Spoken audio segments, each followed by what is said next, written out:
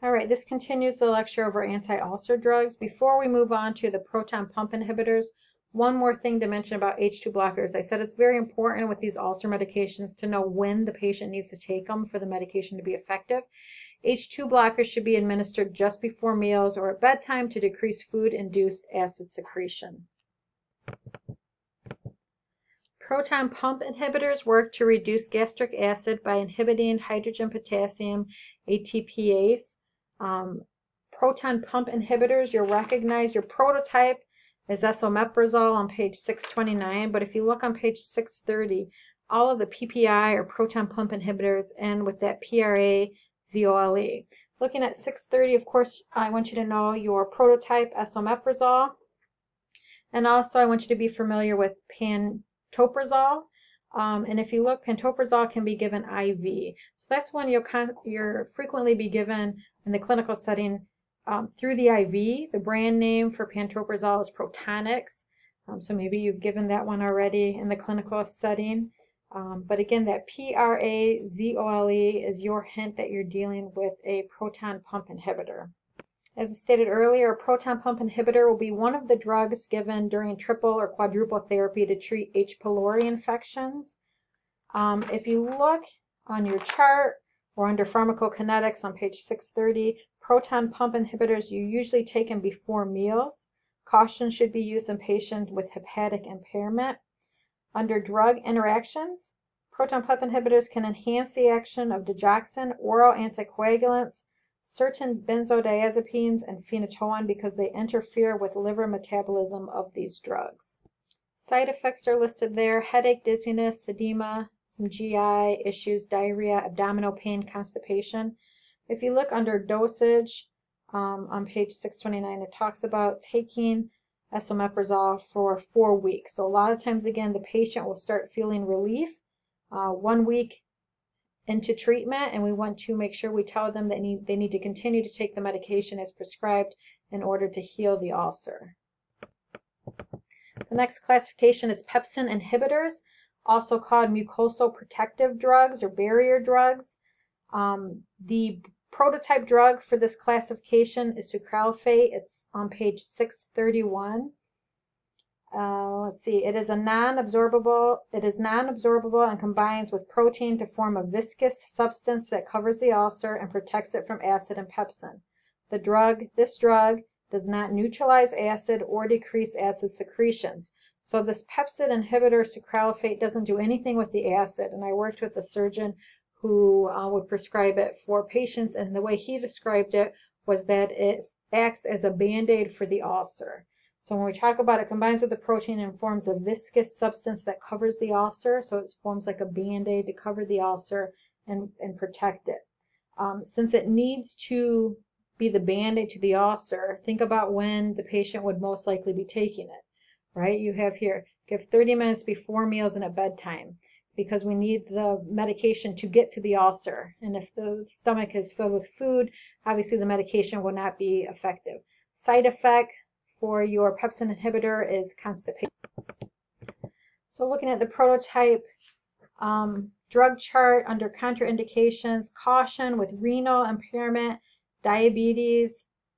If you go down to adverse reactions, hyperglycemia, hypophosphatemia, and then just the side effects that are also listed there for you to review. I'm going to let you look at the nursing process box for pepsin inhibitors on your own, and we'll point out a couple of things as we go through. So obviously the goal is to relieve the abdominal pain, and again it says after 1 to 2 weeks of anti-ulcer therapy, but it's important to make sure we teach the patients to take the medication as prescribed because it may take up to 8 weeks for the ulcer to heal. Administer drug on the empty stomach. To deal with the side effect of constipation, we can encourage the patient to increase fluids, fiber, bulk, and exercise. We want to emphasize the cessation of smoking and teach patient to avoid liquids and foods that can cause gastric irritation. As we said, that sucralfate, a pepsin inhibitor, is to be used with caution in patients with renal impairment. So under the nursing process box, under assessment, that talks about determining the patient's renal function, reporting urine output of less than 600 mLs per day or less than 30 mLs per hour. Gastric pH of greater than 5 is desired. Under nursing interventions, we've talked about giving sucralfate on an empty stomach. Administer antacid 30 minutes before or after sucralfate. A general rule of thumb is just an hour apart from other medications when giving antacid. Allow 1 to 2 hours to elapse before sucralfate and other prescribed medications are administered.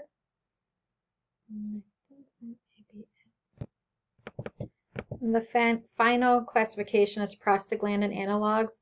Works by suppressing gastric acid secretion, causes moderate decrease in pepsin secretion, and protects the mucosa. Side effects listed there: GI, diarrhea, abdominal pain, chills, shivering, and hyperthermia. On page 630, the only prostaglandin analog listed is misoprostol. So that's the only one that is used for prevention of NSAID-induced ulcer. So if you have a patient who's been prescribed long-term NSAID therapy or taking high doses of NSAIDs, misoprostol is frequently recommended for the duration of the NSAID therapy to help prevent ulcers caused by the NSAIDs. One thing to point out before we wrap up and do the questions here, on page 630 it talks about combination proton pump inhibitors with antacids, which the first one, omeprazole and sodium bicarbonate, is. The second medication there, omeprazole, we can tell by the ending, is a proton pump inhibitor. It's not paired with an antacid, but rather with naproxen, which is an NSAID.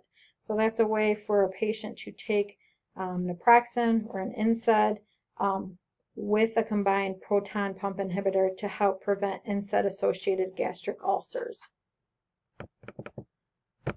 All right, I'm going to go through and read the questions, give you the answers. You can pause it after I read the question if you want to think about the answer prior to me giving you the answer. Question number 1, which medications are most likely to be included in a dual drug therapy program for peptic ulcer disease from H. pylori? And the correct answer to that is A, omeprazole and clarithromycin. Question 2. A patient with peptic ulcer disease is noted to have a positive breath test for H. pylori. The nurse would anticipate treating the patient with, the correct answer for that is C, proton pump inhibitors and antibiotics. Question 3. An older adult reports taking aluminum hydroxide on a daily basis to relieve symptoms of GERD. The nurse needs to evaluate for which condition. So what is a side effect associated with aluminum hydroxide? The correct answer is A, constipation.